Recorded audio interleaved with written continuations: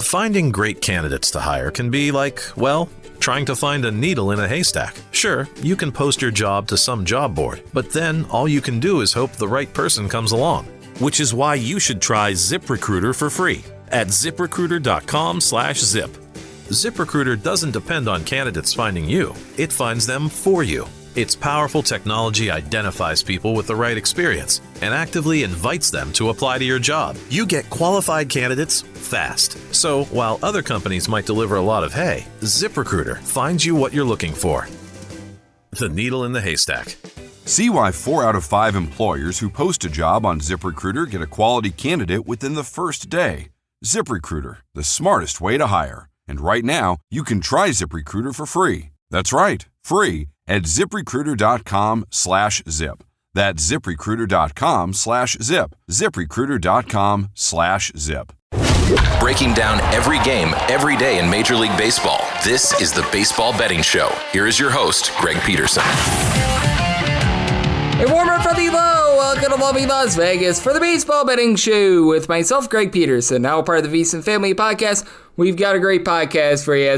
In segment number 2, we're going to be joined by one of our good friends, John Bollman. He does a great job with the show/podcast Baseball with Bollman. We're going to be chatting with him about what we've all seen here in baseball over the last few weeks. The aftermath of the trade deadline, which teams got better, which teams maybe should have done a little bit more, and I know that John, he's got some thoughts with regards to teams that he thinks may or may not be able to make a little bit of a run in the postseason, so we'll be chatting about that with him and so much more in the final segment. Gonna get you guys picks and analysis on every game on the betting board for this Baseball Wednesday as we touch them all. If you have a question, comment, segment idea, what have you for this podcast, you do have one of two ways to be able to fire those in. First one is my Twitter/X timeline at gunit_81. Keep in mind, letters CM, naming does not matter, so as per usual, please do send these into the timeline. And the other way is via an Apple Podcast review. If you rate this podcast 5 stars, it is very much appreciated. From there, you're able to fire in whatever you'd like to hear on this podcast via that 5-star review.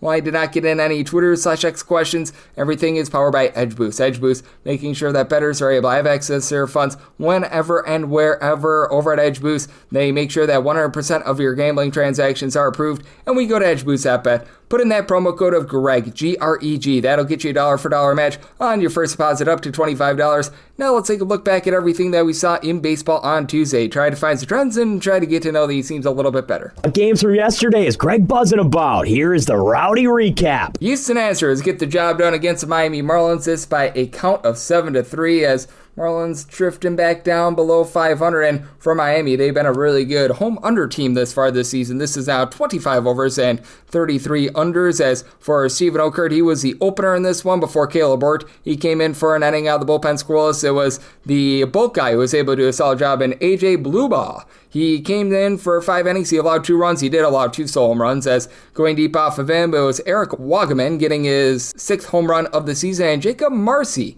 he gets his first career home run. And then from there, Brian DeBreu, Josh Hader, they both ended scoreless inning, but he had a pair of bombs from the Houston Astros as well as Yandy Diaz, 16th home run season, Jose Altuve, his 19th. Those both come off of Cal Quantrill. Did not have a good night. 7 runs allowed in 4 1/3 innings, including those 2 bombs. Valentin Belozo, not a bozo here, 3 2/3 innings scoreless, and then you were able to get a scoreless inning out of Josh Simpson, but by then it was a little bit too little too late.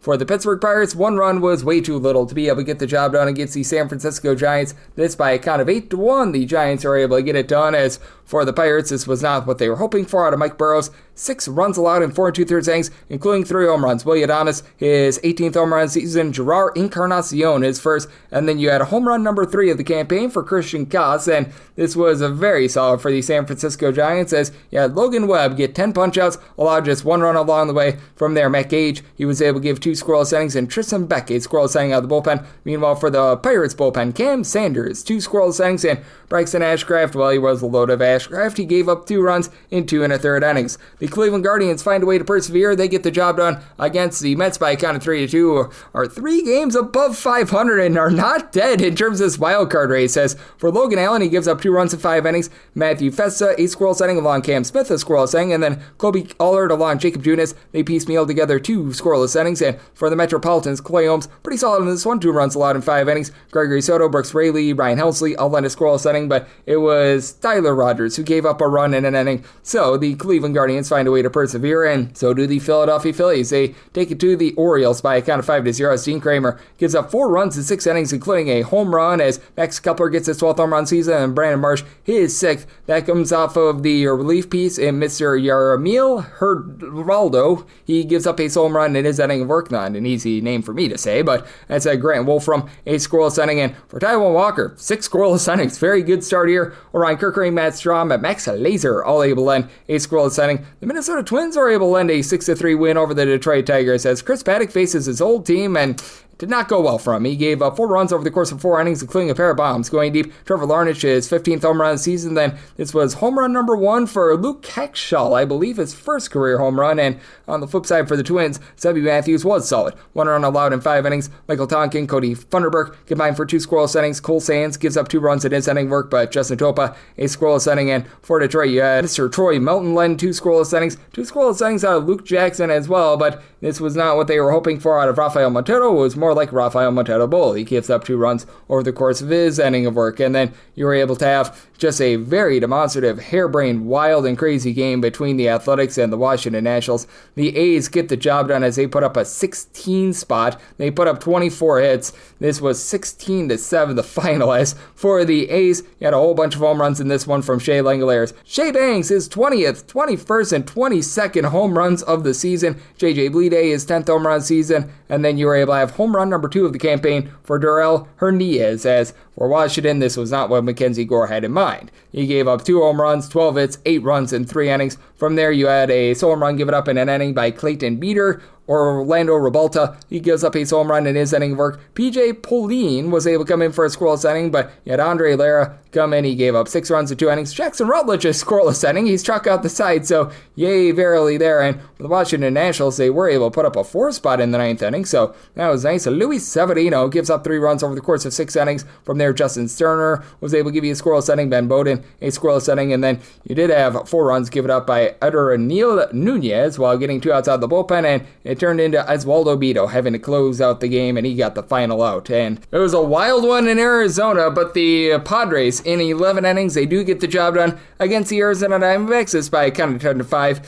Yu Darvish did not lend a lot of length. He gave up a home run, 3 runs in total over the course of 4 innings as he was taken deep by Lourdes Gurriel, 13th home run season. Gurriel would then go deep off of Mason Miller for his 14th home run season. Miller, who has struggled this year, he gives up 2 runs in an inning, including that bomb, but the rest of the bullpen was solid. Adrian Morejon, Jason Adam, Jeremiah Estrada, all on a scoreless inning, along with David Morgan in the 11th. Juan Peralta and Robert Suarez piecemeal together 2 scoreless innings for the Padres, who win this game despite leaving 14 men on base, but Xander Bogaerts came alive. 8th home run season, that comes off of Ryan Nelson. Nelson gives up 2 runs in 5 2/3 innings. Then you had the bullpen having issues. Kendall Graveman, he gives up 2 runs in 1/3 of an inning. You did have Kyle Nelson come in. He does not get a single out of the bullpen, but Andrew Hoffman was able to clean up his mess. He got an out of the bullpen, and for Nelson, he did allow a run along the way. John Curtis with 2 S's, 5 outs out of the bullpen scoreless. You had the Woodford, Jake Woodford, give up 5 runs, 4 of which were earned in the 11th inning after Andrew Selfrank scoreless inning in the 10th. For the LA Dodgers, they've got Max Muncy back to hitting bombs. 12-6, they're able to take down the St. Louis Cardinals. For Muncy, welcome back. He's able to get 2 home runs in this one. Home runs 14 and 15 of the campaign. Teoscar Hernandez, home runs 17 and 18 of the season, as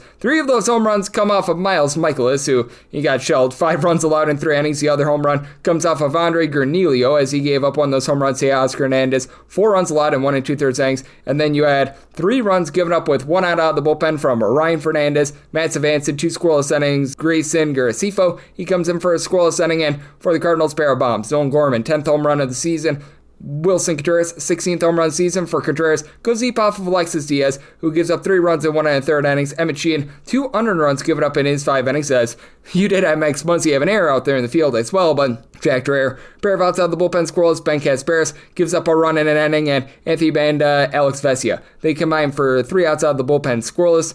How about the New York Yankees being held scoreless by the Walker Texas Rangers, 2-0 the final? If Nathan Eovaldi did not get hurt this year, he'd be the Cy Young frontrunner. 8 scoreless innings, gives up just 1 hit. Phil Matone, scoreless inning to be able to get the job done. The Rangers, by the way, win this game going 1 of 16 with men in scoring position. Will Warren, he gives you 5 scoreless innings. From there, Camilo Duvall, Luke Weaver, they're both able to end a scoreless inning. It was Devin Williams who gave it up in the 8th inning. He gives up 2 runs on 2/3 of an inning, and Mark Leiter Jr., he was able to get an out of the bullpen scoreless, and for the Blue Jays, they absolutely wallop the Colorado Rockies 10-4 the final, as Jose Barrios gives up 4 runs, 3 of which were earned in 5 1/3 innings, including a home run to Hunter Goodman, 22nd home run in the campaign. But Anthony Molina got the start, and he gave up 5 home runs, 7 total runs over the course of 5 innings. Vlad Guerrero Jr.'s 17th home run season, Nathan Luke's 10th. You had Dalton Varsho go deep twice, 10th and 11th home runs of the season. Addison Barger, his 17th home run season. From there, you had 3 runs given up in an inning by Jaden Hill. You did have a scoreless inning by Anel Shavili, 2 scoreless out of Jimmy Harrigan, but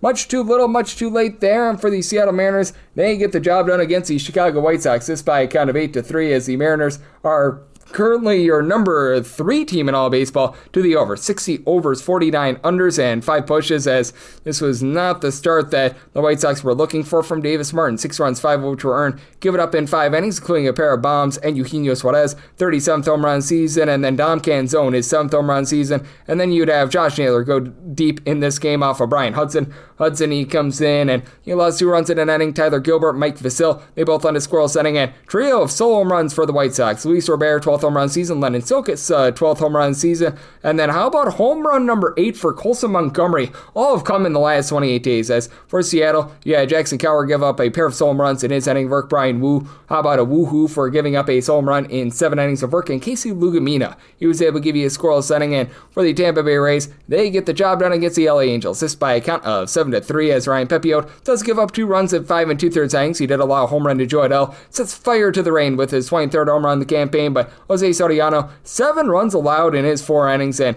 he gives up a shot to Brandon Lau. He got Loud for his 20th home run of the season. Luis Garcia, Andrew Chafin, both led a scoreless inning. Carson Fulmer, 3 scoreless innings. Meanwhile, for the Rays, Brian Baker, Edwin Uceta, Pete Fairbanks, all led a scoreless inning. Griffin Jacks, he gets Jacks up. He's able to give you a knot out of the bullpen scoreless. For the Milwaukee Brewers, they get a 7-2 win over the Atlanta Braves, as Freddie Peralta was on point in this one. 1 run allowed in 5 innings, that 1 run. A solo run to Eli White, 7th home run season. Nick Mears, a scoreless inning. Grant Anderson, a scoreless inning. And then you had Aaron Ashby give up 1 run in his 2 innings of work. For the Brewers, they go 5 of 11 with men in scoring position, as Joey Wentz was wincing in pain after this one. 5 runs allowed in 5 1/3 innings. Tyler Kinley, 4 outside the bullpen, he allows a run, and then Austin Cox, he was able to come in for 2 1/3 innings. He allowed a 1 run along the way. For the Boston Red Sox, they get the job done against the Kansas City Royals by a count of 6-2, as Ryan Bergert, he did his part, 2 runs allowed in 5 2/3 innings. John Schreiber from there gives up 3 runs in 2/3 of an inning. Anel Zerpa, a run given up in 1/3 of an inning, and Daniel Lynch, 4 outside the bullpen, scoreless. And for the Boston Red Sox, Garrett Crochet, steady as they come. 8 punch-outs, 2 runs allowed in 7 innings. Greg Weiser, Jordan Hicks, they were both able to give you a scoreless inning. And for the Royals, one of the top under teams in all of baseball. They're currently sitting with 48 overs, 65 unders, and 2 pushes. And then you had the Cincinnati Reds beyond to a 5-1 win over the Chicago Cubs, as for the Reds, top under team in all of baseball, 42 overs, 66 unders, and 6 pushes. And Zach Little came up big. Gave up a solo home run in his 7 innings of work, as that came to Matt Shaw, his 7th home run season. Shohei Managa was solid as well. 1 run allowed in 6 1/3 innings, but Andrew Kittredge, she gives up 4 runs in 1/3 of an inning, including a home run to Spencer Steer, his 13th home run in the campaign. From there, you had Taylor Rogers giving out of the bullpen scoreless, Nate Pearson 2 scoreless innings, and for the Reds, Sam Moll scoreless inning, and Graham Ashcraft, Tony Santillan. They combine for 3 outs out of the bullpen scoreless, and if you're looking trend-wise at what we're getting in Major League Baseball right now, has been a bit of an underwhelming season thus far, but we have seen over the last 7 days the overs starting to hit. 49 overs to 36 unders, a 57.6% hit rate through the over. Favorites in this time span of the last 7 days, just 46 and 42 on the money line. That's 52.3%, and season to date, favorites hitting at 56.8%, 959 and 730 on the money line. Meanwhile, we've had 847 unders to 786 overs, 51.9% to the under. So that's what we're seeing in baseball right now, and that's what we all got on Tuesday. Now let's take a look at what we're getting just in the landscape of baseball with our good friend John Bollman, who does great work with Baseball with Bowman on the flip side right here on the Baseball Betting Show with myself, Greg Peterson, now a part of the Beast and Family Podcast.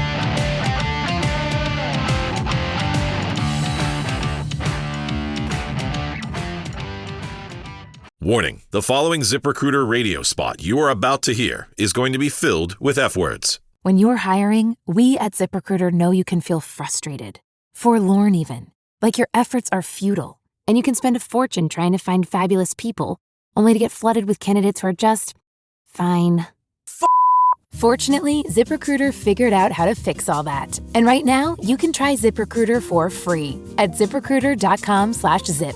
With ZipRecruiter, you can forget your frustrations because we find the right people for your roles fast, which is our absolute favorite F word. In fact, 4 out of 5 employers who post on ZipRecruiter get a quality candidate within the first day. Fantastic. So, whether you need to hire 4, 40, or 400 people, get ready to meet first-rate talent. Just go to ZipRecruiter.com/zip to try ZipRecruiter for free. Don't forget, that's ZipRecruiter.com/zip. Finally, that's ZipRecruiter.com/zip. Breaking down every game, every day in Major League Baseball. This is the Baseball Betting Show. Here is your host, Greg Peterson. We're back here in lovely Las Vegas for the Baseball Betting Show with myself, Greg Peterson, now part of the VSiN Family Podcast. Always great to be joined by this man as John Bollman. He does such great work taking a look at this game that we all know and love of baseball. He does a great job with everything that he does on the old Twitter/X at John Bollman11. He does great work with his own specialty, Baseball with Bollman. You're able to catch him in so many different places. I know that he and Johnny Venezia do a great job with the Breaking Bet podcast as well. And John, you're able to follow him on Twitter/X at John Bollman, his first and last name, and the number 11 all together. And John, always a pleasure, my friend. Thank you. Yeah, thanks for having me on, man. Always happy to talk some baseball. Always happy to have you aboard, my friend. And John, just what did you make out of the trade deadline that we saw last week? Because we didn't necessarily see a lot of high-ticket items moving. There were some big-time relievers like Yohan Duran, Ryan Helsley and company, but other than Eugenio Suarez, it wasn't necessarily the big names that we've seen in the past, but I thought that there were a lot of teams that made some really nice moves. Yeah, definitely. A lot of teams filled their needs. There were some big names like Mason Miller, John Duran, Suarez. I think the Mariners would be the big winners of the deadline. They added a lot of pieces that can really help their team. And then I think the Padres as well. Their lineup is unbelievable top to bottom now. They have an unbelievable bullpen as well. It's just, will their starting pitching be able to keep up in the playoffs? But definitely a couple big moves on those for those two teams. Yep, absolutely. And I thought that for the Philadelphia Phillies, picking up Duran was so big because this team is going to be getting back Jose Alvarado during the regular season, but they can't have him pitch in the postseason as well. And I think that that's such a big factor for this Philadelphia Phillies team because that will give them a little bit of a bridge when they have Alvarado to decide, all right, which of these starters, because they should be getting Aaron Nola back sometime soon as well, do they want to throw in the bullpen as well? And I do think that that was just so massive because when I look at this Phillies team, that big ailment for them was really that bullpen. Yeah, definitely. I think that was the weak spot of the team. They could have easily been the best team in the league if they were able to get some saves throughout the season. And yeah, like you mentioned, missing Alvarado is huge for the playoffs. So they needed that, stud at the back end, and they got one with Duran. And, I think that's going to make a massive difference in their bullpen. No doubt about it. I do think that it's going to be massive for them. And I think that NL East race is so interesting because the Phillies and the Mets, they're very much neck and neck right now. But I just give the edge to the Phillies because I thought that the Mets were going to do a little bit more at the deadline. I do like the Ryan Helsley addition, but I felt like they left a little bit of meat on the bone. The bottom of that lineup has not necessarily been too amazing. And when you're trotting out their Frankie Montas once every 5 days, that causes me to question what you've got as well. Yeah, that was interesting. I think they made some great moves in that bullpen. That's also one of the best bullpens in the league now. They have so many options there. And they have that 1-2 punch with Diaz and Helsley now. But yeah, not many moves elsewhere on that team, which was a little bit interesting. But at the same time, I guess you can't fix everything. And, the Mets have a very good team.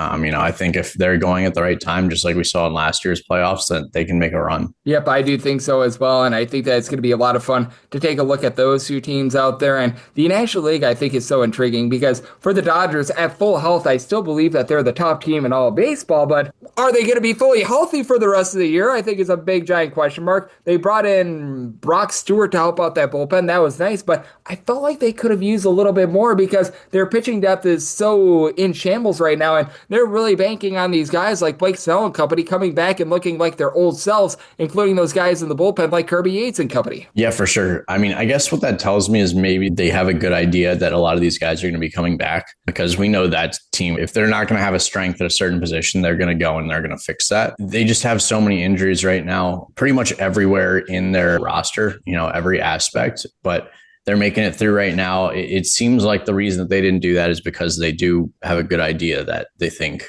these guys will be back. Yep, absolutely. And I do think that it's going to be interesting to watch them moving forward, as John Bollman, who does such a great job covering this great game of baseball, is joining me right here on the Baseball Betting Show. And what'd you make of the NL Central teams, for lack of a better term, really not going for it? For the Milwaukee Brewers, they actually traded away Nestor Cortez, which I'm a Brewers fan, and this is not surprising to me whatsoever that they didn't really add at the trade deadline. But for the Chicago Cubs, I do think that the Mike Soroka ad is a little bit better than what a lot of people want to give it credit for. If you look at the advanced numbers, he's not as bad as his ERA, but I do take a look at both of those teams, and I expected a little bit more out of them. I agree with you there. The Cubs especially, I think they could have added in multiple places. I think they're very happy with their team right now as well. And, they definitely have, I guess, a team on paper to do it, but I just think there are better teams in the league right now, and they would have needed to do something bigger to, compete with the big boys in the NL.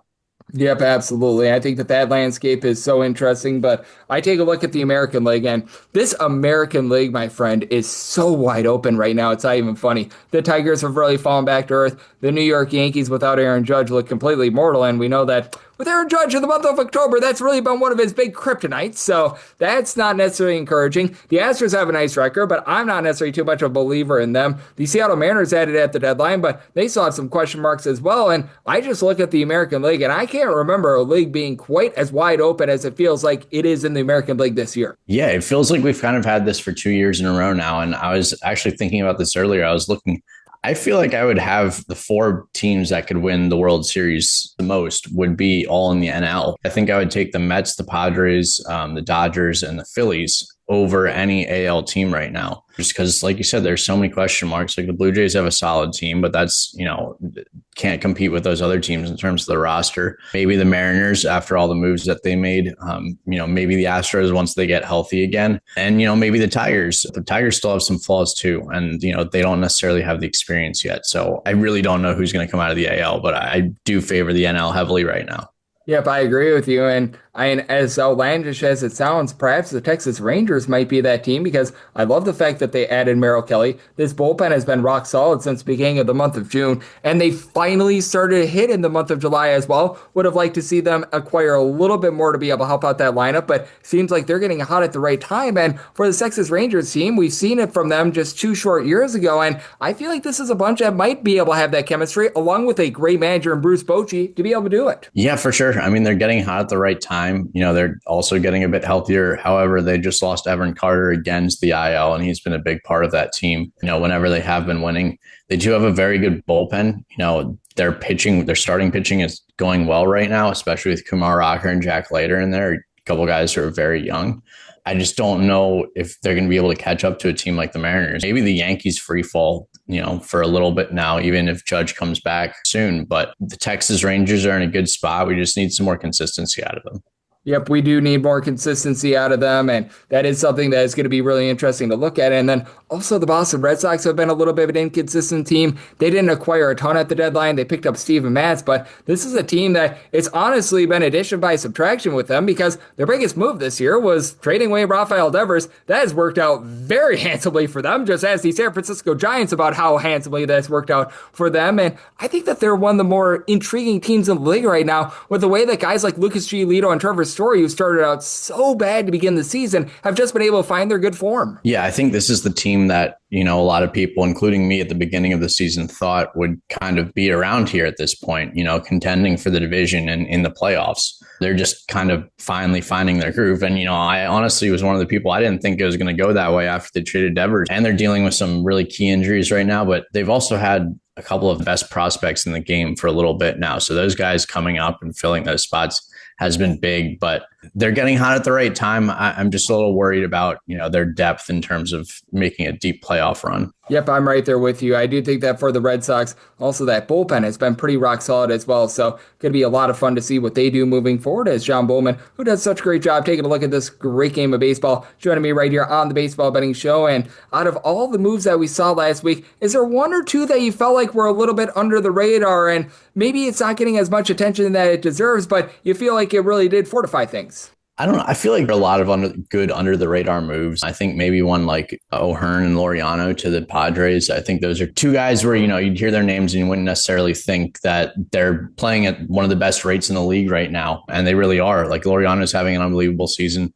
Ryan O'Hearn's been great. So I think adding to that team as well. But I think there were just a lot of good relief, moves. You can talk about the Yankees. Obviously, it didn't work out in their first game, but they added so many relief pitchers that could be a strength for them in the future and could honestly end up saving their season if they keep free falling like this. Yep, absolutely. And with the Padres, I felt like they really need that hitting because one of the biggest surprises for me this year has been the way that the offense has not produced. They were banking on Jason Hayward towards the beginning part of the season. They had to DFA him, and picking up O'Hearn and also picking up Ramon Laureano, to your point. I feel like that was something that was so massive for them. And I don't know if you feel the same way, but if the Dodgers don't get fully healthy, I think that the Padres are actually live to be able to win this division. Yeah, definitely. I think they're only, 3.5 games back right now. And the Dodgers, they kind of seem to be cruising, and the Dodgers are also in jeopardy of not just losing the division, but even if they win the division and not have one of the two best records and end up having to play one of those early series games too. So there's a lot riding on that team right now and, in the regular season. And this hasn't been something for a while now since that, I forgot which year it was, but back when they had that crazy division race with the Giants.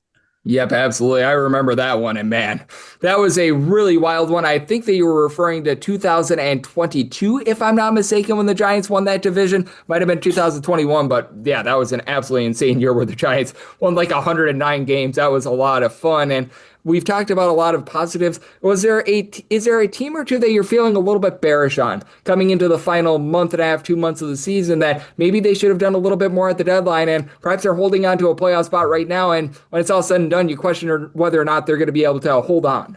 I don't know. That's a tough question because I feel like most of the teams did do a good job of adding. Maybe a team like the Brewers. I mean, it's kind of understandable to see a team like them not make, key moves. They're a team that really values control over their players in the future. So, I guess in the spot that they're in, seeing them not really make any moves at all, that's definitely interesting. Yep, I agree with you too. And what do you make of the Brewers' home and road splits this far this season with regards to their offense? Because I am someone that was born and raised in the great state of Wisconsin, and as we are doing this podcast, the Brewers right now have one of the most wackadoo things I've ever seen, averaging 4.2 runs per game at home, which American Family Field, a relatively neutral ballpark, and over 5.6 runs per game away from home. It's something that I just have not been able to wrap my mind around this year. You don't usually see splits like that. Sometimes it's just, an anomaly, and it could be that with this team right now. I mean, you could also say sometimes, maybe teams are a little bit closer, and when they go on road trips, I guess they enjoy them more. That's definitely something that's interesting. I guess a little quirky about, baseball. Yeah, I mean, it's been one of the most strange things I've ever seen because it's understandable if it's a team like the Seattle Mariners where it's a really pitcher-friendly ballpark. I mean, obviously the San Francisco Giants, if they had that sort of split, it would still be out there. But it's like, okay, I can understand that. But with the Brewers, it's been very, very curious. But I know you, John, are doing such an amazing job taking a look at this great game of baseball, and you always lend such great insights on a day-in, day-out basis. So love to get people at home know it's all on tap for you and how people can follow along on social media to other platforms. Yeah, at John Bollman 11 on X, and then it's at Baseball with Bollman on Instagram. I usually post daily on X, so that's probably the best place to follow me. Absolutely, and John is doing an absolutely tremendous job taking a look at this wonderful game of baseball. So big thanks to John for joining me right here on the Baseball Betting Show, now part of the VSiN Family Podcast. Coming up next, it is that time of the podcast. They give you picks and analysis on every game on the betting board for this Baseball Wednesday as we touch them all.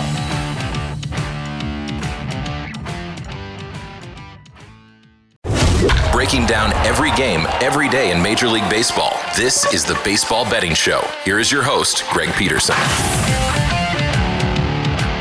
And we're back here in lovely Las Vegas for the Baseball Betting Show with myself, Greg Peterson, now part of the VSiN Family Podcast. It is always great to be joined by our good friend John Bollman. He does such a great job taking a look at this great game of baseball. Every single time he joins me, he lends such amazing insights. Did so once again today. So big thanks to John for joining me in last segment. Now it is that time of the podcast. I give you picks and analysis on every game on the betting board for this Baseball Wednesday as we touch them all. If a game is listed on the betting board, Greg has a side and a total on it, so it is time to touch them all. Do note that as per usual, any changes that are made to these plays plays will be listed up on my Twitter/X feed at @GUnit_81. We are going to be going in Las Vegas rotation order. This is where we go with the National League games first, then the American League games. Any interleague games, those are going to be at the bottom. That'll keep things all nice, neat, clean, and easy. So how about if we do start things off with 901, 902 on the card. The Giants, they throw they're facing off against the Pittsburgh Pirates as Andrew Heaney walks a plank for the Buccos, and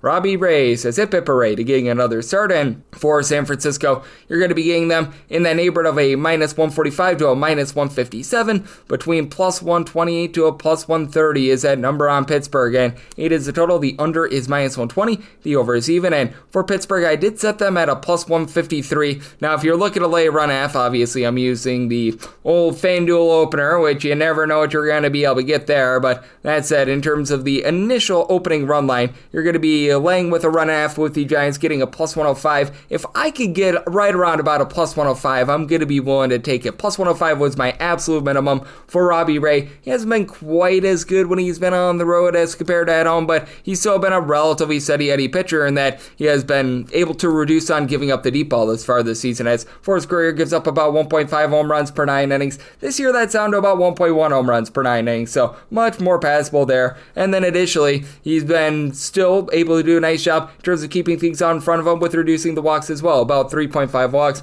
per 9 innings. He's getting about 9.5 strikeouts per 9 innings, so that's down from his career numbers, but overall 285 ERA, 379 fielding dependent does have to have you a little bit concerned, but he gets to go up against Pittsburgh Pirates team that has been one of the worst in all of baseball at being able to put up runs. As for our good friends at Pittsburgh Pirates, they are currently ranking number 30 in all baseball with about 3.6 runs per game. Does go up to closer about 3.9 runs per game at home, but still you need a little bit more offense out of these guys, as it's been a very intriguing team to say the least. As you've got Brian Reynolds, Andrew McCutchen, along with O'Neill Cruz. All three guys have been able to give you at least 5 home runs, and those are the only 3 guys that have been able to give you at least 5 home runs thus far this season. As with O'Neill Cruz, he and so many others are just not hitting well. Jared Trollo, Alexander Canario, Jack Swiniski, Henry Davis, all of these guys hitting at 220 or lower. You're just getting no production whatsoever out of them. And then you take a look on the flip side for the San Francisco Giants. This has been an offense that has fallen down the toilet bowl ever since Rafael Devers was acquired.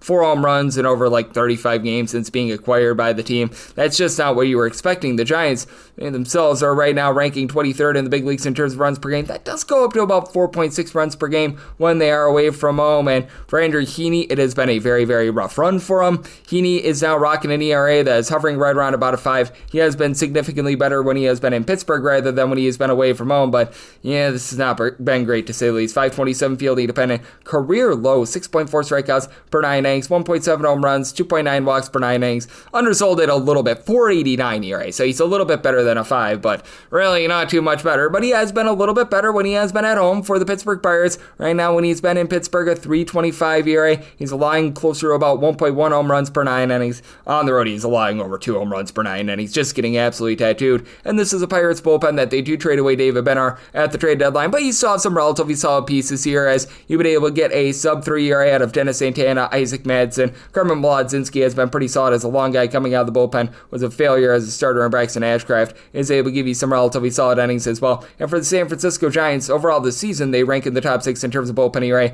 No more Tyler Rogers, though, no more Camilo Duvall, Eric Miller, it's the injured list, so you're looking at Jose Buto, who was pretty solid with the Mets. He's been able to give you a sub-350 ERA. Joey Lucchesi, Randy Rodriguez have been able to give you a sub-3 as well, but Ryan Walker, Spencer Bivens, some of these long guys have just not been great. And additionally, with this Giants lineup, Patrick Bailey in the entirety of the catcher spot, hitting below 225 has not been great. Eloy Ramos has been able to give you 14 home runs, right around about a 340 on base. And Willie Adames, even though the overall season numbers have not been great, over the last 3 days, he's been able to give you 7 home runs at 88 at-bats, and he's been able to give you 350 on base. So starting to come around there. Matt Chapman has been able to give you 15 plus bombs, hitting for about a 340 on base, but we've seen regression with Jungle Lee and company, so it's a interesting ordeal here. I did set my total at a 7.9, so here at the 8, I'm going to be in on the under, plus 105 or better. That's my buy point on this Giants run line. 903, 904 on the betting board. It is the Reds, and yes, we're on to Cincinnati, who's on the road to face off against the Chicago Cubs. Cade Orton, does he hear a who? Well, here's his name called for the Cubs to get a start here, and Andrew Abbott is on the bump for the Reds, and as I am doing this.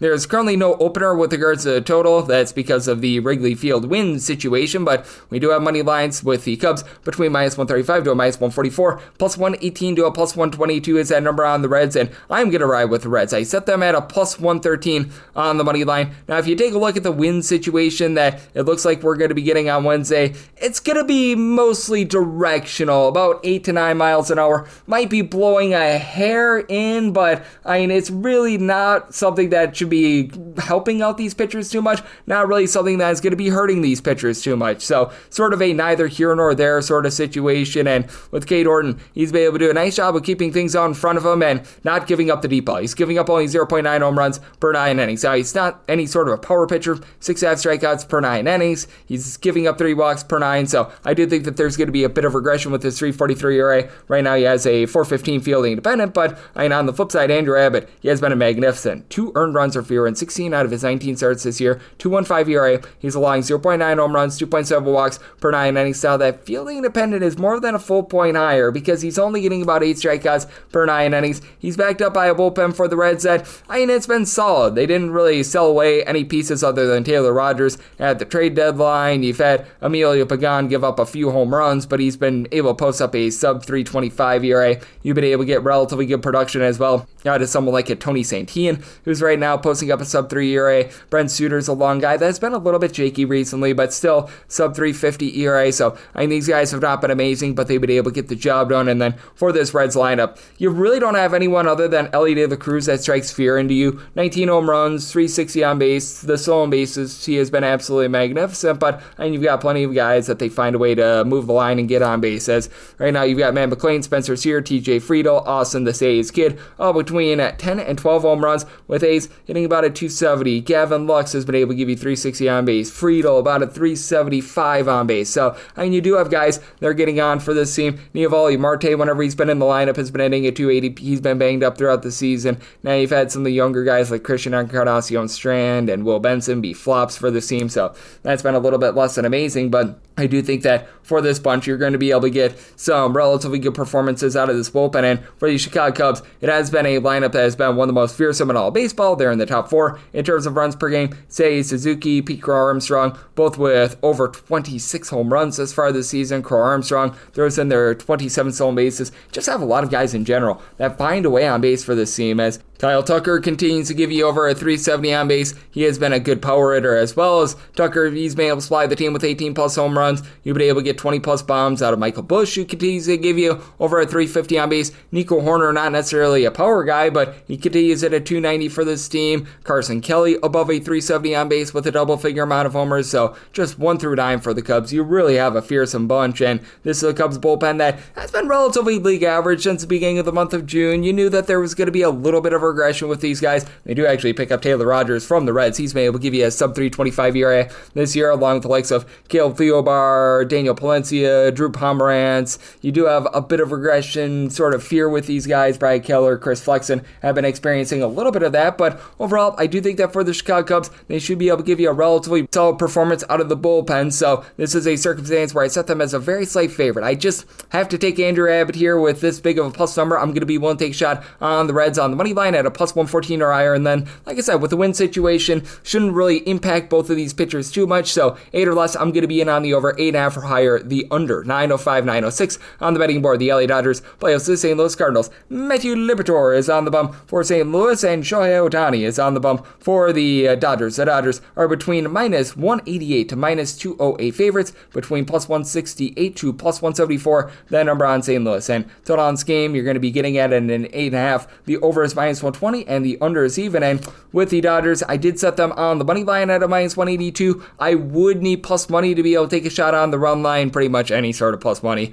I'd be willing to do so. Right now, I'm seeing that at a minus 102, but I do think that when it's all said and done, we might be able to find this big plus number on the St. Louis Cardinals, because Shohei Ohtani does drive up the price. And for Ohtani, he is starting to go a little bit deeper in his starts. He did have a little bit of a scare in his last one, but he was relatively okay there. And Shohei Ohtani, the pitcher, has actually been very good this far this season. As for Shohei Ohtani, the pitcher, he's been able to supply a sub-250 ERA. That's much more than what you can say for most of these LA Dodgers pitchers. Obviously has not been able to deliver a lot of length, has not really gone past the third inning in any of his starts this far this season, but he continues to do a nice job not giving up a lot of walks. His strikeout numbers have been very rock solid, as well as his strikeouts per 9 rate in the small sample size that we've seen from him thus far this season is well above a 10. So I do think that for Shohei Ohtani, he's going to continue to be able to go out there, give you some good performances there, but you're probably looking at about 3 to 4 innings with him, and then you pass it off to the bullpen. And Justin Robelski has been utilized quite a bit as a bulk guy / a long guy after Shohei Ohtani, and I wouldn't be surprised to see him come out once again as out of the bullpen. Robelski has been able to give you a sub-3 ERA.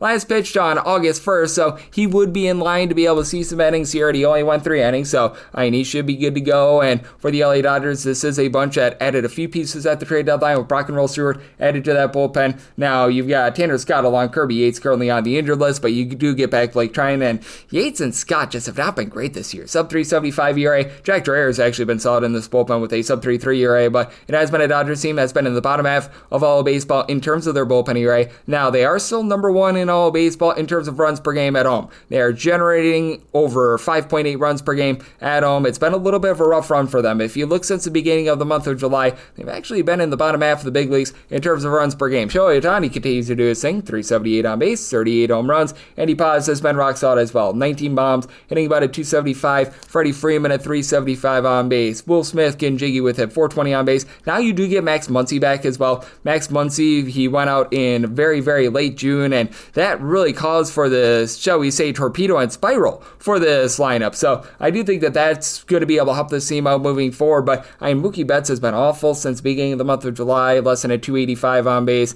You've actually gotten a little bit more out of Michael Conforto here, but Tommy Edman has been doing nothing for this team. You had Hyesung Kim go on the injured list as well, so it's been just a lot of this and that for this bunch. And for the St. Louis Cardinals, this has been a offense that has been miring in mediocrity recently as well. As for the Cardinals, since the beginning of the month of July, a bottom 2 offense in terms of runs per game, as you just don't have that main masher for them. Wilson Contreras is up to 15 home runs. He's been able to fly about a 340 on base. And then you do have Alec Burleson hitting a 280. He's up to 14 home runs. Getting back Ivan Herrera should be able to help out this bunch. 10 bombs, hitting over at 300, so that's big. And he has missed over 50 games this season, so that's been a little bit less than tremendous. But that said, you've got a lot of guys towards the bottom of the fold, like a Lars Nootbaar, Jordan Walker, Victor Scott, a lot of guys hitting in that neighborhood about a 220 to a 225. Nolan Gorman is in there as well. Nolan Arenado is dealing with a little bit of injury, but even when he's been out there, he just has not been very effective for this team. But Brendan Donovan hitting about a 280. We've seen a little bit of regression there as well for the Cardinals. The bullpen pitching has been solid. Even with Ryan Helsley now out, they traded him at the deadline, you still have quite a few guys that are going to be able to go out there and hold down the fort for you, as you've got the likes of Jojo Romero, Riley Bryan, Andre Granillo, Kyle Leahy that have been able to give you a sub-3 ERA. And for Matthew Liberatore, the overall ERA is not necessarily sterling, 396 ERA, and mainly it's been a case where he's not been able to get a lot of strikeouts. He's down to about 6.9 strikeouts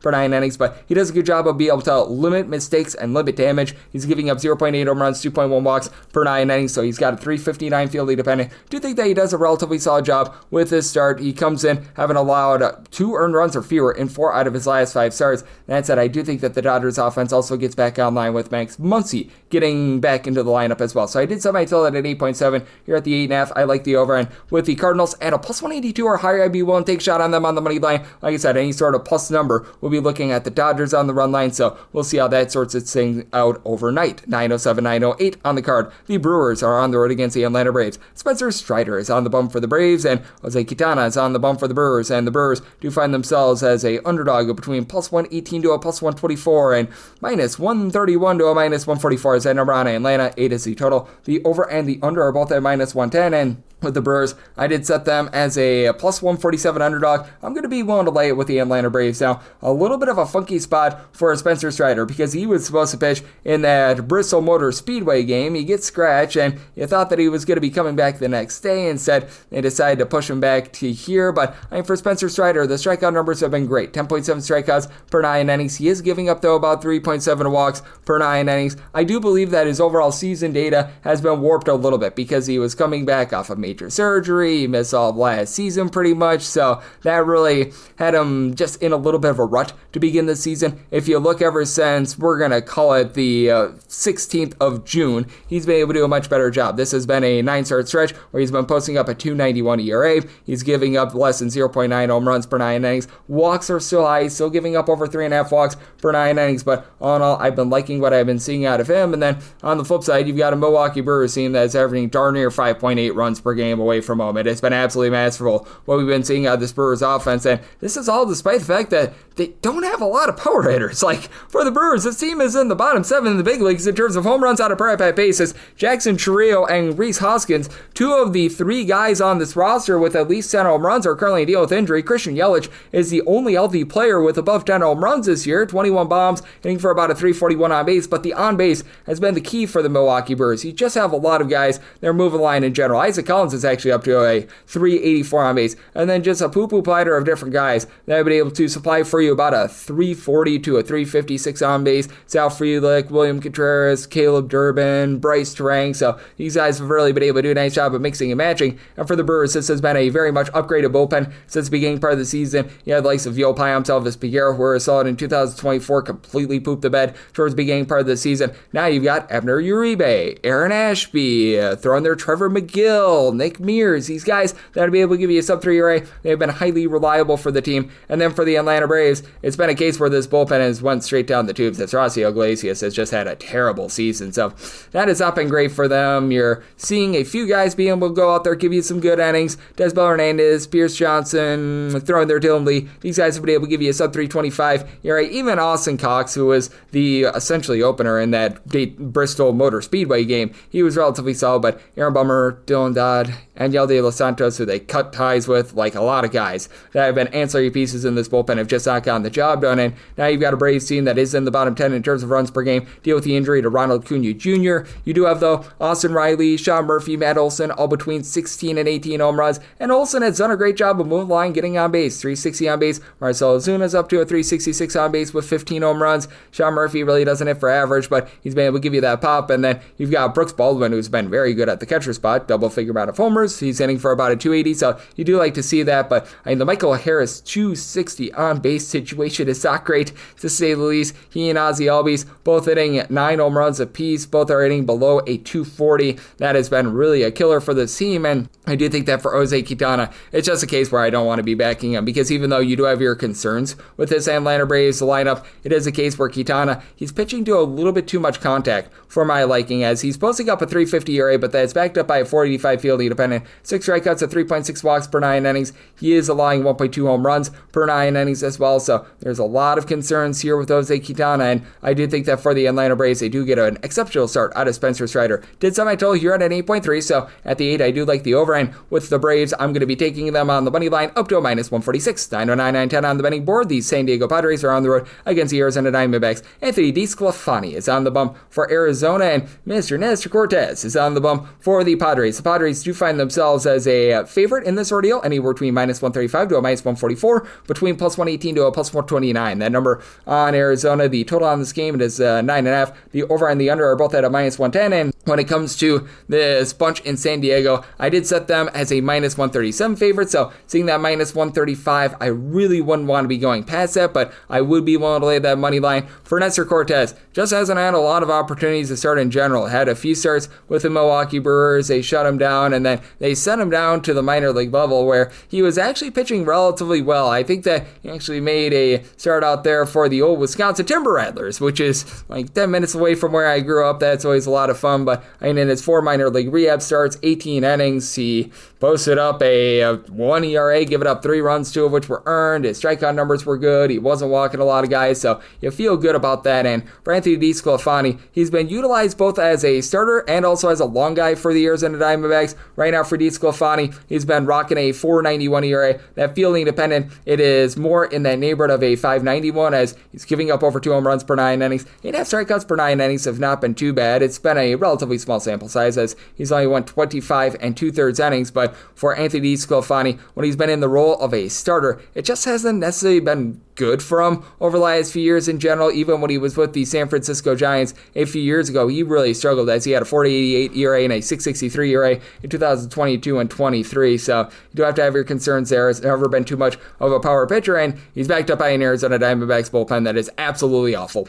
Bottom 5 of the big leagues in terms of bullpen ERA, and pretty much the lone guy in the bullpen that was supplying you with a sub-3 ERA was Shelby Miller. He's both injured and he got traded. So that's a double whammy right there. You've been able to have Kyle Backus be able to give you a sub-4 ERA. I guess that gives you a little bit of excitement, but I mean, these guys like Kyle Nelson, whenever he's been out there, Jalen Beeks, Bryce Jarvis, Jake Woodford, John Curtis with 2 S's, like all these guys have just not been able to perform. And for the Arizona Diamondbacks, it is a little bit of a gutted lineup, though. You still do have some nice bats out there. You kept Corbin Carroll, 22 home runs, hitting about a 250. Since coming off the injured list, hasn't quite been himself, but I do think that he's going to be able to find his form sooner rather than later. You've had Geraldo Perdomo move the line with about a 375 on base. Ketel Marte of the Marte Parte, a 390 on base. He's been able to supply this team with 21 home runs. Pavin Smith is currently injured, so that's been hurting them quite a bit. You're looking at Blaze Alexander, who he's been able to give the team 6 home runs and 65 at-bats, sitting for about a 306 on base.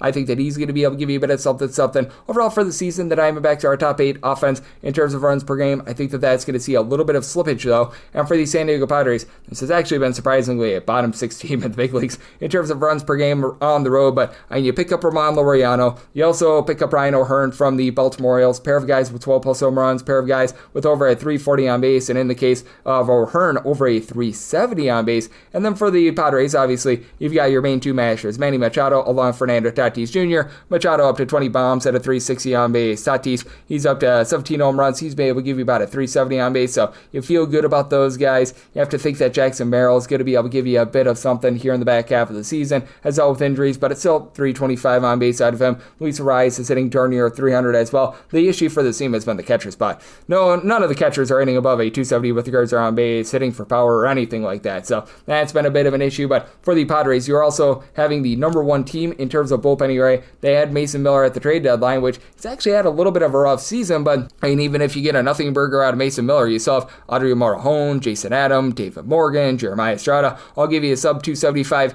ERA. Robert Suarez has been a little bit shaky at the closer spot recently, but still has been one of the better guys in all of baseball over the last few seasons. 32 saves overall for the season. So do you think that for the Padres, they should be a nice size favorite here? I'd be willing to lay up to a minus 136 with that money line. I did set my total on 9.3, so at the 9.5, I'm in on the under. 9-11, 9-12 on the betting board. It is the Minnesota Twins, and they're going to be on the road facing off against the Detroit Tigers, as we do know that it's going to be Captain Jack Flaherty on the bump for the Tigers.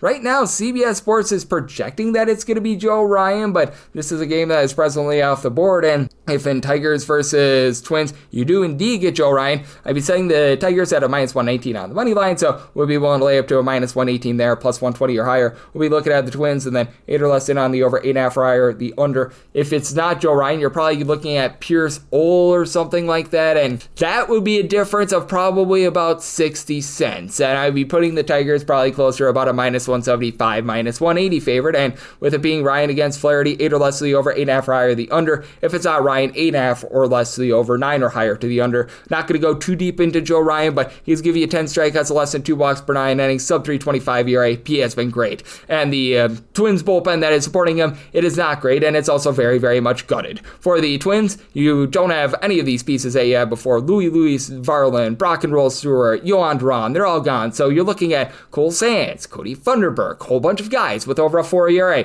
Even the unreliable Griffin Jax is out of the fold now for them. So yeah, that's not great to say the least. And for the Minnesota Twins, this has been a lineup that has been pedestrian this year, I think is the best way of putting it. Byron Buxton has been great for 343 on base. He's able to supply you with 23 home runs, and you've been able to get some solid production out of Brooks Lee. He is hitting about a 245. He's up to 10 home runs. Matt Wallner's actually up to 15 home runs. He's giving you a home run about every 13 or so at bats, but he's hitting at 217, so you could use that to go northward a little bit. You've had Royce Lewis since coming off the injury list, actually looked like the Royce Lewis of old. Last 30 days, he's been able to hit for about a 300, so you do like to be able to see that, but like so just Sean Kersey and company just have not been able to do too much for this bunch. And for the Detroit Tigers, ever since the All-Star break, it has just been an almighty funk for them. That said, for this Detroit Tigers team, you still do have quite a bit of power in this lineup, and being able to add Kerry Carpenter after he spent some time on the injured list, that's massive. He's been able to give the team 19 home runs this season. He's made his presence felt by being able to get 3 home runs in the last 5 games going into Tuesday, so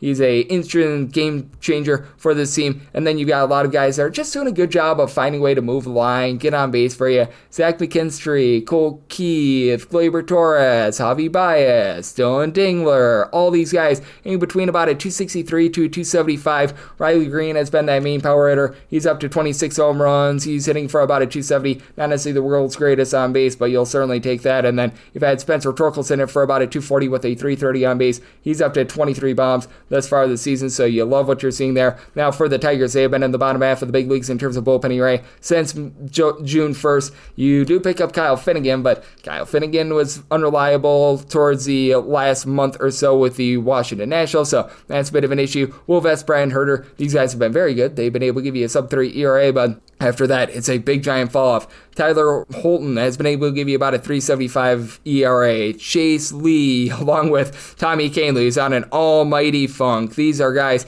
that are right now giving you above a 4 ERA. John Brebbie has fallen straight down the toilet bowl, so that's not been great. And you do have a Minnesota Twins team that is just very, very much up in the air with regards to their starter. Meanwhile, we do know that Captain Jack Flaherty is going to be able to give you those strikeouts with the Detroit Tigers. He's been supplying over 10.5 strikeouts per 9 innings. The bugaboo for him has been the deep balls. For Flaherty, 4.36 ERA, 4.05 fielding dependent with 1.5 home runs allowed per 9 innings. He's given up the 3.5 walks per 9, but he's been better recently. As for Captain Jack, he's given up a combined 8 earned runs over the course of his last 5 starts, 3 earned runs or fewer in each out of his last 5. So if it is Joe Ryan against Jack Flaherty, we'll be setting the Tigers as a minus 118 favorite. We'll be willing to lay up to a minus 118 there, plus 120 or higher. Looking at the Twins, and then 8 or less to the over, 8.5 or higher to the under. Again, bullpen game, 8.5 or less to the over, 9 or higher to the under. And then the Tigers, they become probably like a minus 170, minus 180 favorite, depending upon the situation for the Twins. 9-13, 9-14 on the card. It is the New York Yankees, and they are going to be on the road facing off against the Walker, Texas Rangers.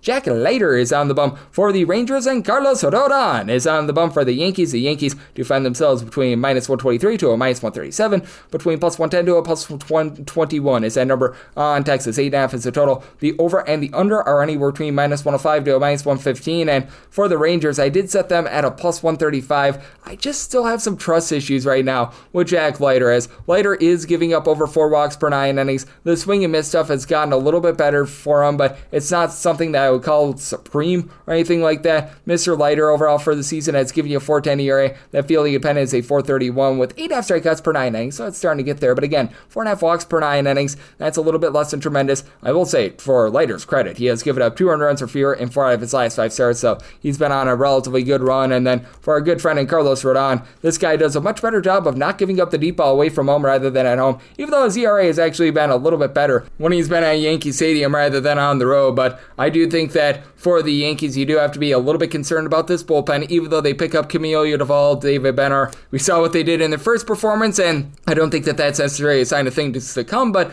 Luke Weaver, since coming off the injured list, has not been himself. You do have Yuri De Los Santos, who's been able to give you some relatively good performances, so getting him back, that's pretty solid. For the Yankees, you're still without Aaron Judge, a guy that's given you 37 home runs at a 450 on base, but Cody Bellinger, 9 home runs over the last 25 games. He's been hitting in that neighborhood about a 270, 275, so he's been rock solid. Yasan Dominguez moves the line with about a 335 on base, along with Paul Goldschmidt, though. If you look at Goldschmidt since the beginning of the month of June, just has not been great, less than a 300 on base, and that's been a big reason why the Yankees have been in the swoon that they have been in. You've still got Jazz Chisholm along Trent Grisham, though, 19 to 20 home runs apiece. Both of these guys hitting in that neighborhood about a 245 to a 250. Both of these guys give you above a 340 on base. In the case of Grisham, a 355 on base. And then for the Texas Rangers lineup, it had been dormant in the first few months of the season. All of a sudden, it has been able to come to life, and it has come to life in a very big way. As for Texas, you've got yourself a bunch that has been able to put up about 5.3 runs per game since the beginning of the month of July. That's been a top 5 mark in all baseball, with Corey Seager giving you over a 400 on base over the last 40 days. Overall for the season, a 365 on base with 16 home runs. And then you've got Wyatt Langford, Adolis Garcia, Marcus Semien, all between 13 and 16 home runs.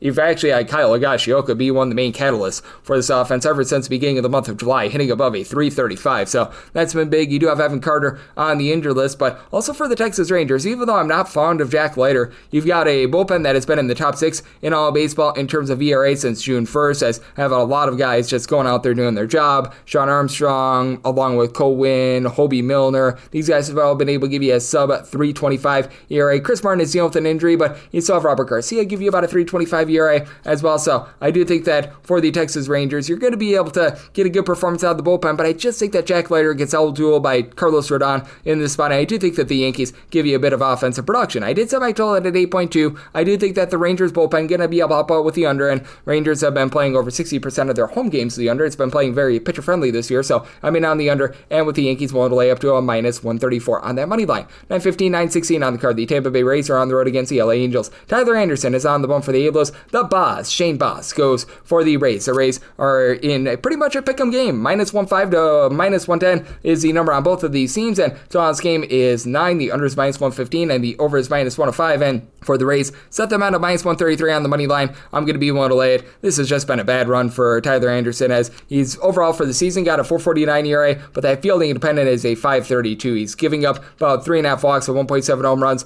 per 9 innings. He has given up at least 4 runs in 3 out of his last 4 starts and 8 out of his last 13. So that has been very much less than tremendous. Now, for the Boz, it's been a very wonky season for him, to say the least. He's posting up a 4.79 ERA of his own, but fielding independent is about a half a point lower, giving up 1.5 home runs, 3.3 walks per 9 innings, but he is supported by far the better bullpen. As for the LA Angels, he've had all sorts of issues with his bullpen this season. Bottom 5 mark in all of baseball, the likes of Ryan Zephyrian, Jake Eater. They're throwing out there like a Jose Fermin. You just go down the list of guys that are posting up over a 4.50 ERA, and it's just absolutely wild. Sam Bachman has not been great for this bullpen. Carson Fulmer actually a 3.68 ERA, and Kenley Jansen has started to fight it a little bit, but not something that you want to be trusting in. Meanwhile, for the LA Angels, bottom 5 team in terms of on-base percentage at home, but a top 5 team in terms of home runs on a per-at-bat basis. Taylor Ward is able to give you 26 home runs with about a 3.08 on base. Luis Renifo is having a miserable season, 2.90 on base with 5 home runs. That's not great.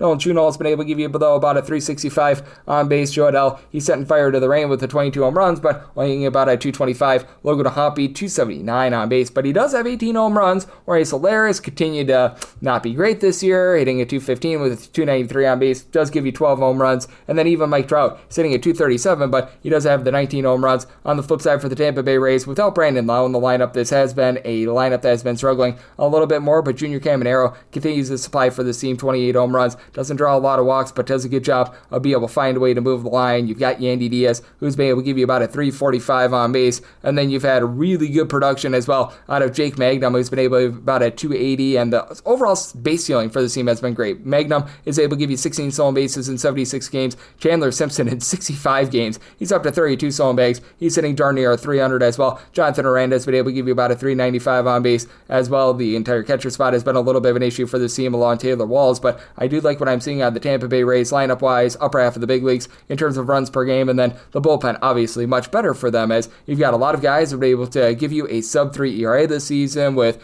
Eric Orze, Pete Fairbanks, Garrett Clevenger, Manuel Rodriguez, the young gun, and Ian Seymour. These guys have all been rock solid. So even though Shane Boz has had a little bit of a wonky season, do think that the Rays should be able to go out here, get the job done. I did set the Rays at a minus 133, so like them on this pickup line, and maybe I total at 80.8. So here on the 9, I'm actually looking at the under. 9:17, 9:18 on the card. The Royals are on the road against the Boston Red Sox. Dustin May hopes that it's May Day for Boston, and Michael Wacha, and if he has a bad performance, that means that you get the dying Pac-Man voice. Michael Wacha, Wacha, Wacha, Waka Waka goes for the Royals, and right now with the Boston Red Sox, they're between a minus 136 to a minus 150 favorite, between plus 122 to a plus 126, that number on the Royals. And your total on this game, it is a 9.5, with the under being minus 120 and the over even for Boston. I did set them on the money line at a minus 139, so I'd be willing to lay up to a minus 136 for Michael Wacha. Not a guy that's going to blow you away with his swing and miss stuff or anything like that, but I mean, he's just been steady this year, hasn't necessarily given up a lot of home runs. He makes make sure that he doesn't put guys on cheaply. As for Walker, the ERA is currently sitting at a 3.38 with a 3.75 fielding dependent, 2.5 walks, 0.9 home runs per 9 innings, only getting about 6.8 strikeouts per 9 innings, but the last 4 starts, he has given up approximately 1 run in every one of them, so he has been highly reliable with that regard. And for Michael Walker, he's been able to do a pretty solid job when he's been at home, but he does see a bit of regression on the road, 2.63 home ERA compared to a 4.10 ERA on the road.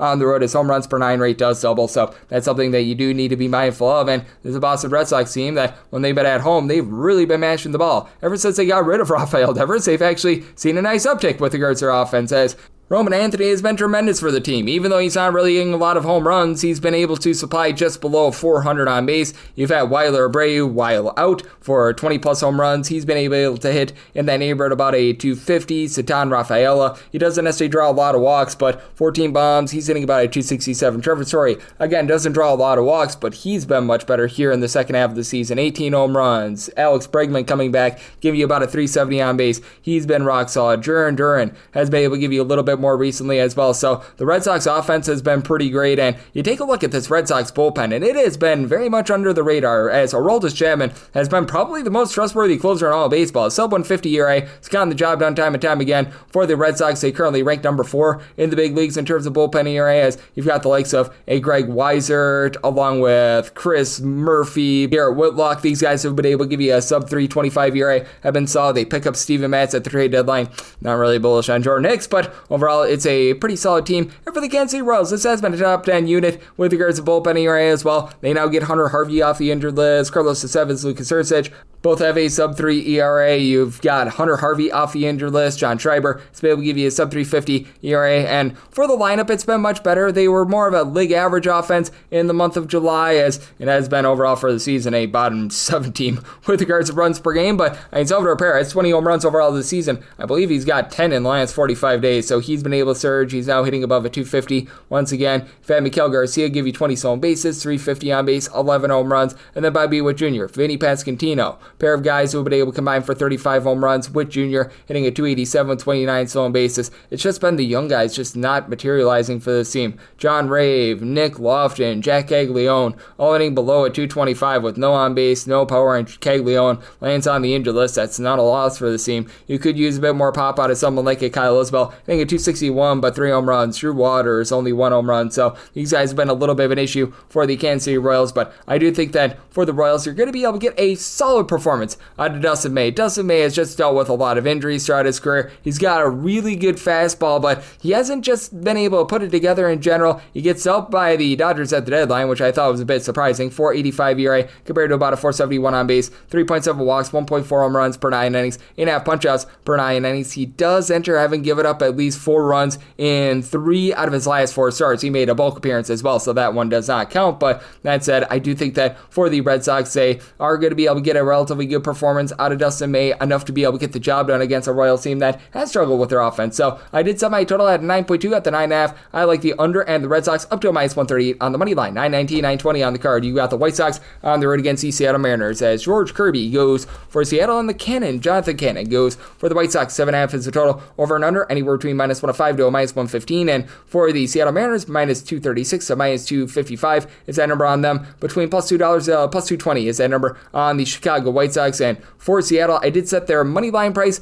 at a minus 232. I'd be willing to go up to a minus 115 on the run line, seeing that initial opener with regards to run line at a minus 122 right now. Would need that to go down a few pennies, but when it's all said and done, I think that it should be able to. I will probably be in on the Seattle Mariners on the run line in some form or capacity, as Jonathan Cannon has not been bad for the Chicago White Sox, and honestly for the White Sox, they've gotten some okay starting pitching, going back to when they had Adrian Hauser before they dealt him at the trade deadline. Just been a case where everything else has been not so great with the Chicago White Sox, to say the least. And Cannon, not necessarily a Cannon with the way that he doesn't necessarily get a lot of strikeouts overall for the season. Cannon has been rocking an ERA of a 4.77 compared to a 4.93 fielding dependent, 7.2 strikeouts per 9 innings. The big issue has been giving up 1.5 home runs per 9 innings, and enters on a rough stretch, 12 runs, 11 of which earned, give it up in his last 2 starts, now facing off against a Seattle Mariners team that overall for the season, they're averaging about 4 runs per game at home. Seattle is one of the most pitcher-friendly ballparks in all of baseball, but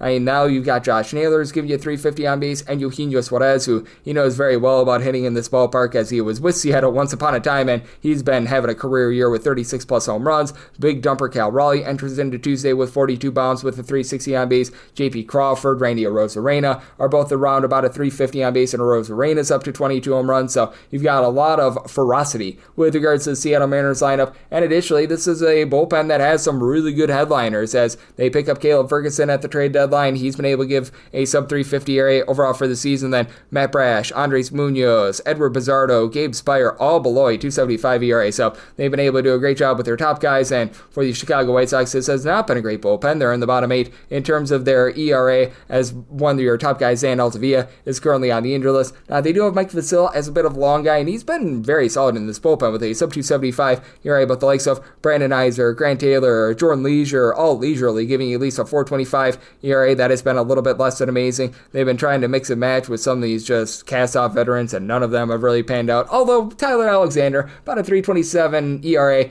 in a White Sox uniform, but it's not enough to save a White Sox team that's currently in the bottom 5 in all of baseball in terms of runs per game, as you've got Miguel Vargas and Andrew Benintendi both give you 13 to 14 home runs apiece, both hitting in that neighborhood about a 230 though. Lennon Sosa's up to 11 bombs, he's hitting at 280, that's been solid, and Luis Roberto's up to 11 home runs, but he and so many others are a part of just a log jam of guys hitting at 220 or lower. So you've got Joshua Palacios, Josh Rojas, Vinny Capra, along with, when he's been at the big league level, Tim Elko, they might need to call back up. These guys are all hitting at 220 or lower for the team. Benintendi's sitting at 233, so just have not been able to get a lot there. And for George Kirby, it's been a little bit of an up and down season. He was brought back, in my opinion, a little bit too early. First few starts of the season, he did not look like the George Kirby that we all know and love, and he's a little bit up with regards to his walks because, well, there's no way you can really go down from averaging typically about like 1.1 walks per 9 innings this year, more like 2.3 walks per 9 innings, but 9 punch-outs per 9 innings, 4.13 ERA, 3.59 fielding dependent. He comes in having given up a combined 2 runs in his last 2 starts, and George Kirby has always been significantly better when he has been at home rather than on the road. You take a look at what he's been able to do thus far this season out there in Seattle, and he's firing an ERA of a 3.43 with 4 bombs given up in 39 and a third inning. So do think that he does his part once again. I do think that with this Mariners lineup, though, they're going to start to really put up some nice offensive numbers at home. Semi-total 7.7, so I like the over. And with Seattle, I'm going to be willing to lay up to a minus 117 on that run line. 921, 922 on the card. The Baltimore Orioles are on the road against the Philadelphia Phillies. Ranger Suarez is on the bump for the Phillies, and Trevor Rogers is in the neighborhood for the Baltimore Orioles. And for the Orioles, you're going to be finding them as a underdog of between plus 128 to a plus 138. Meanwhile, minus 146 to a minus 157 is that number on the Phillies. 8.5 is the total. Under is minus 120, and the over is even. I did set the Phillies at a minus 181 on the money line. I'm going to be willing to lay it. That is not a knock whatsoever to Trevor Rogers, by the way, who has been really, really good this year. For Trevor Rogers, right now, he is supplying this team with an ERA that is below a 175. He has done an incredible job in terms of keeping things out in front of him and keeping the ball in the yard. He has allowed just 2 home runs across 56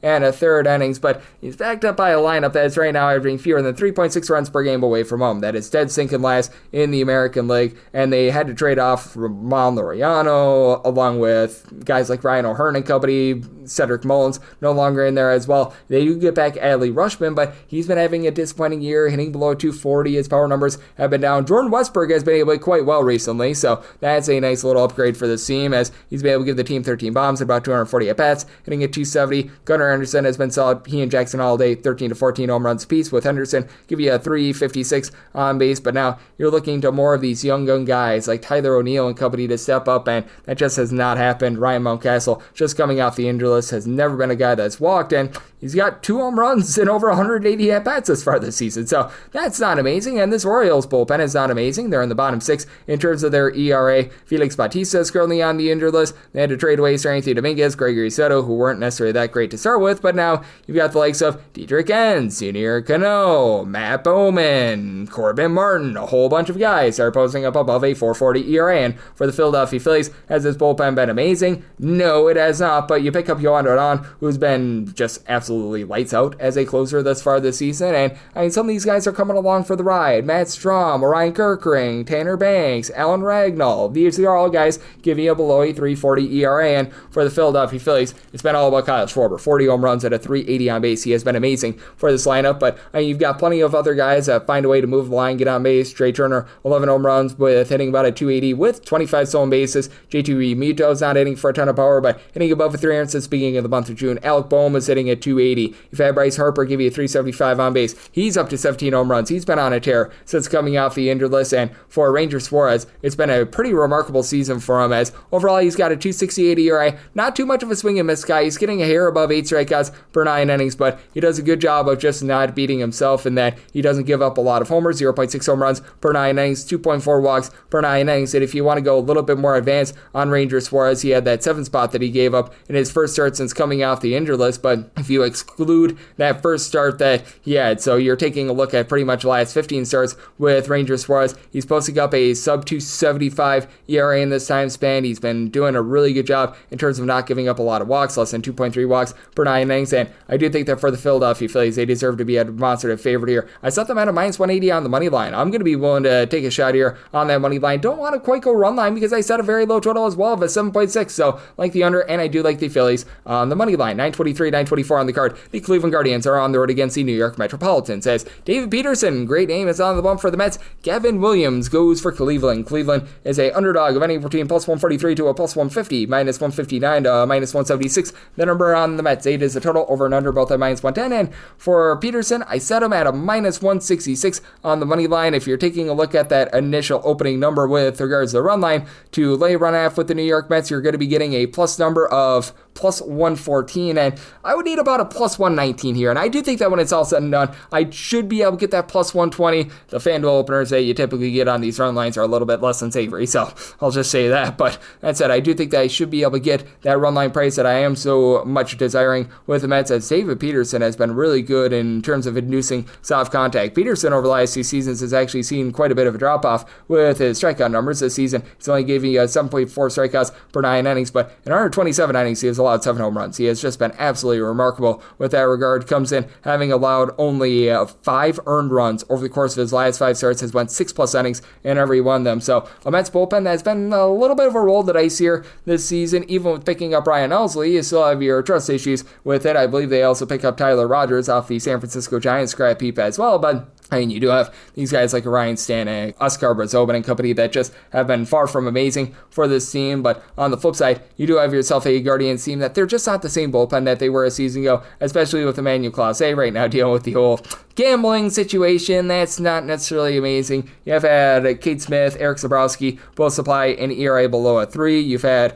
also some pretty good performances out of Nick Enright under the radar as well. He's got about a 2 ERA, but Hunter Gaddis has went down the toilet bowl over a 3.6 ERA with him. Tim Aaron, whenever he's been out there, as he's been off and on injured, over a 4 ERA. And for this Cleveland Guardians lineup, you just don't have a lot of pop towards the bottom of the fold. The top guys have been great. Steven Kwan is hitting for about a 285. Jose Ramirez, 375 on base, 23 home runs. Kyle Manzardo's picked it up a bit, 18 home runs. He's hitting for about a 235. Carlos Santana, about a 320 on base. He could use a little bit more there, but I mean, these are the guys that really need to pick it up. Like stuff Bo Naylor, Nolan Jones, Jonathan Ramirez, Will Wilson, John Kenzie Noel, Austin Hedges, all hitting at 216 or lower, and pretty much other than Bo Naylor, none of these guys have really been able to give you any power whatsoever, so that is an issue for you. And for this New York Mets team, it's a little bit of a top 5 lineup of their own. They've got a quartet of different guys who have pounded out at least 19 home runs, headlined by Juan Soto, is 380 on base and 25 home runs. Alonso's up to 25 bombs as well, about a 355 on base out of him. And then Francisco Lindor, 21 home runs, hitting at 250. Brandon Nimmo is up to about a 255 with 19 bombs himself. But then you got likes of a Tyrone Taylor, Brett Beatty, Mark Vientos, all hitting at 232 or lower. With Beatty's been able to give you about 11 home runs, but just a 291 on base. Taylor has fallen down to a 200, and the entire catcher spot has been an issue for this team. But that's it for Gavin Williams. He has had his command issues all throughout the season for the Cleveland Guardians, and quite frankly, this is a guy that is lucky that he doesn't have a ERA that is north of a 3.5, as he's got a 3.33 ERA, but a 4.42 fielding dependent. The 9 strikeouts per 9 innings isn't bad, but 4.8 walks, 1.2 home runs allowed per 9 innings. He comes in relatively good form. He has given up 6 earned runs over the course of his last 5 starts, but I think that there's going to be massive regression with it because he has been not necessarily great with regards to his command, and for our good friend, he has been on the road posting up a 4.03 ERA, and for Williams on the road, he's giving up over 1.3 home runs per 9 innings. So, circumstance where I did set the Mets at a minus 166 on the money line, a plus 119 or higher. I'm going to be one take shot on that run line, and I did set my total here at a 7.9. So, at the 8, I'm also going to be in on this total under 925, 926 on the card. It is the Toronto Blue Jays on the road against the Colorado Rockies. Kyle Freeland is on the bump for the Rocks, and Kevin Gausman goes for the Jays. The Blue Jays are between minus 205 to minus 220 favorites, plus 175 to plus 185. Then I'm on Colorado. 11.5 is the total. The over is minus 115. Under is minus 105. For the Blue Jays on the money line, I set them at a minus 217. Again, initial openers with FanDuel with regards to the run line, but right now I'm seeing that at a minus 146. I made mine minus 146. I should be able to get a minus 140, minus 145 when it's all said and done, but I'm going to be in on that Blue Jays run line. Just a case where it's so hard to be able to back this Colorado Rockies team. Even though Kyle Freeland hasn't been the world's worst pitcher, for Freeland, he just has an issue of pitching to too much contact. He's not getting a lot of deception. That's a big reason why he's got his 5.26 ERA. His fielding depends on 4.36. He allows 1.3 home runs, 2.2 walks per 9 innings. Those are pretty presentable numbers, but the 6.4 strikeouts per 9 innings, that leads to him getting hit around just quite a bit. And for so many of these pitchers, they always do have their struggles when they're in Colorado. Now, Kyle Freeland was actually born and raised in the great state of Colorado, so he's actually used to it a little bit more, but even with being used to it, he still has a 5.98 home ERA. And then for Kevin Gausman, it's been a little bit of a inconsistent season for him. He started out having some relative rough patches, but he's been able to round into form recently. 300 runs or fewer allowed in 4 out of his last 5 starts. Recognize that against the Kansas City Royals, his last start out, it was a less than savory performance where he gave up 5 runs, but for Kevin Gausman, he does have a 3.99 ERA with a fielding dependent that's a little bit better than that, and he's actually done his best work on the road. On the road for Gausman, a 3.72 ERA, and on the road, he's only giving up 0.7 home runs per 9 innings. He has seen a little bit of a dip in terms of his swing and miss stuff this season for Gausman. He's hovering right in that neighborhood of about 8.9 strikeouts per 9 innings,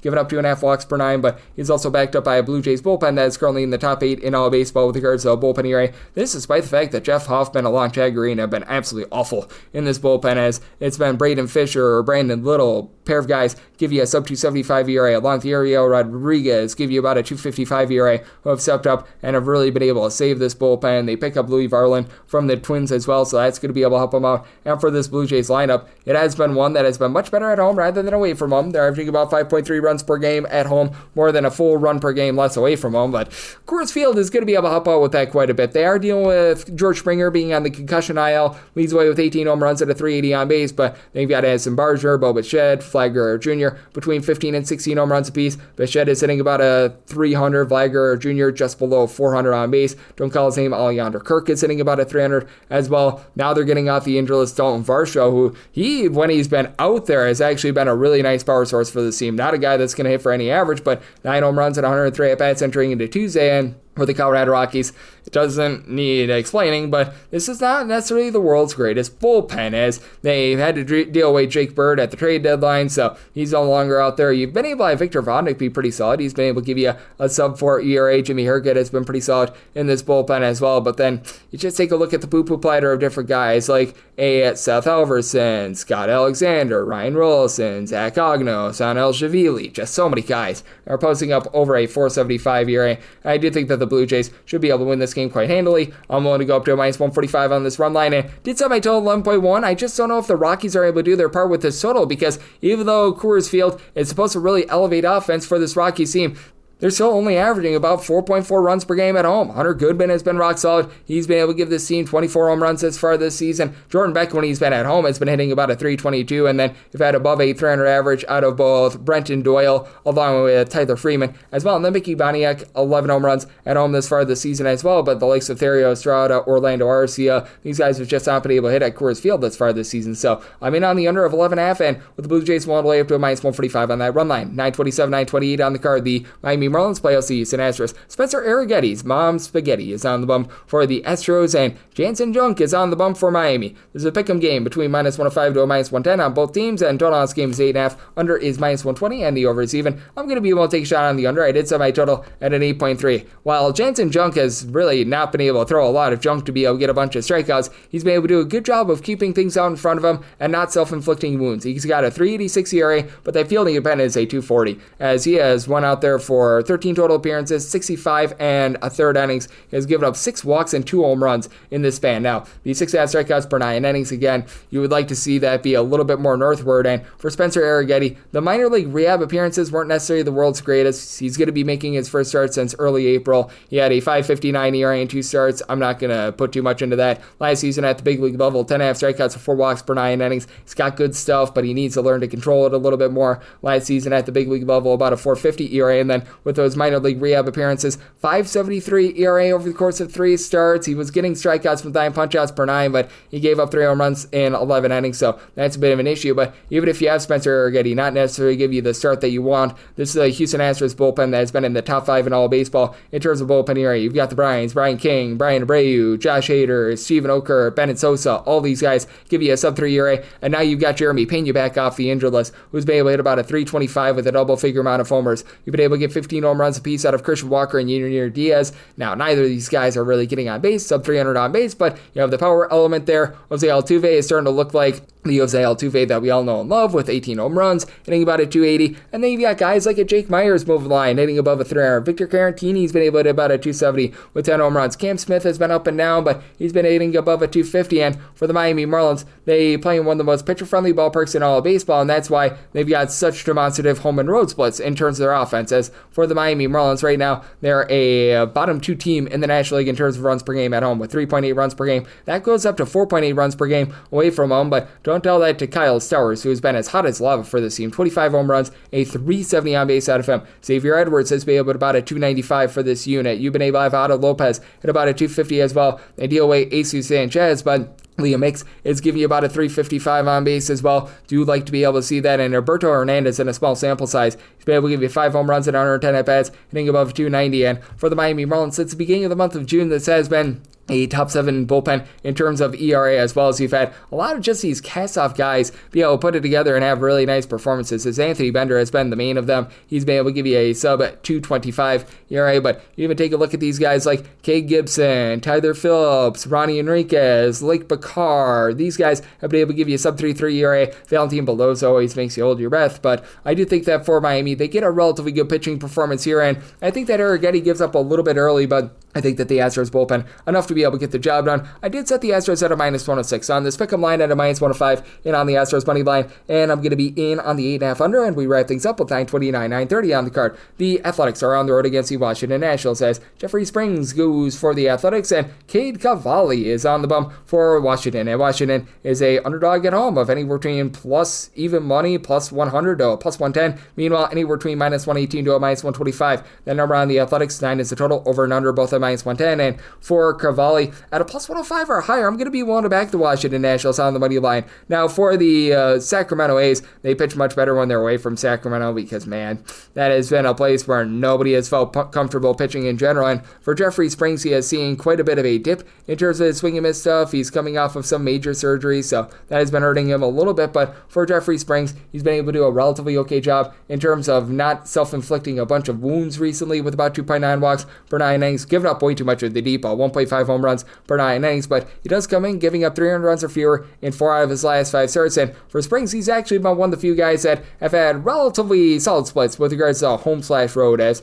for Springs, 401 road ERA, 399 home ERA, so has been very consistent with that regard. And for Cavalli, he got a cup of coffee at the big league level during the 2022 season, has been very much a minor leaguer, as he got like 1 start in 2022, but this is going to be his first real performance at the big league level, and he struggled down at the minors this year. And it's not like he's in the PCL, which is a juice ball league or anything like that. 5.35 ERA, 9.5 strikeouts, 3.6 walks per 9 innings. Now, only gave up 1 home run per 9 innings. So if you look under the hood and if you look at the actual performance, he was is quite a bit better than that ERA would indicate, and he is backed up by a Washington Nationals team that the offense has been averaging about 4.6 to 4.7 runs per game away from home, compared to just 4 runs per game at home. You've only got 2 guys on the roster that have hit more than 3 home runs at home this far this season.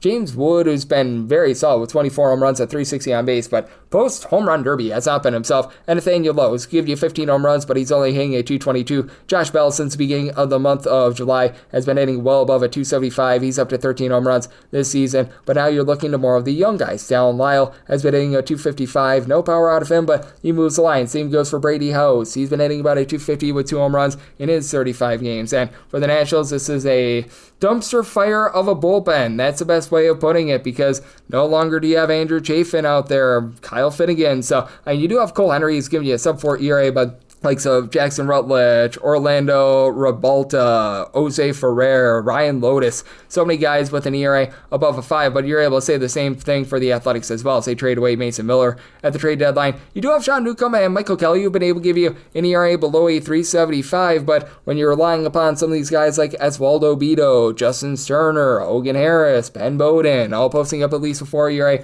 that has a cause for some concern as well. And for the Athletics, this has been a solid offense. You've got Brent Rooker and Nick Kurtz both hitting for 23 home runs this season. Kurtz is hitting above a 309. He's giving you a home run every about 11 to 11.5 at bats. Tyler Soderstrom is up to 19 bombs. He's been able to give you about a 330 on base. Lawrence Butler has been rock solid, give you about 15 home runs. Jacob Wilson, he's seen a little bit of regression, but he's still hitting above a 300 as well. You trade away Miguel Andor, but all in all, this has been a pretty rock solid lineup. So it's an interesting circumstance here. I did set my total here at a 8.9, just because with Washington Nationals are a little bit different with their offense when they're at home versus away from home. So I'm in on the under, and I'm going to be willing to take the plus money with the Washington Nationals, and that'll wrap things up for the Wednesday edition of the Baseball Betting Show, now part of the VSiN family of podcasts. If you do like hearing from this fine podcast, Baseball Betting Show, you're able to subscribe wherever you get your podcasts, Apple Podcasts, Google Play, Spotify, Stitcher, and TuneIn. If you have a question, comment, segment idea, what have you for this podcast, you do have one of 2 ways to be able to fire those in. First one is my Twitter/X timeline at gunit_81. Keep in mind, letters CM, name does not matter, so as per usual, please do send these into the timeline. Other ways, find an Apple Podcast review. If you rate this podcast 5 stars, it is very much appreciated. And then from there, you're able to fire in whatever you'd like to hear on this podcast via that 5-star review. And big thanks once again to John Bollman of Baseball with Bollman for joining me in my segment, coming at you guys every single day throughout the baseball season. So I'll be back with you guys once again tomorrow. Thank you.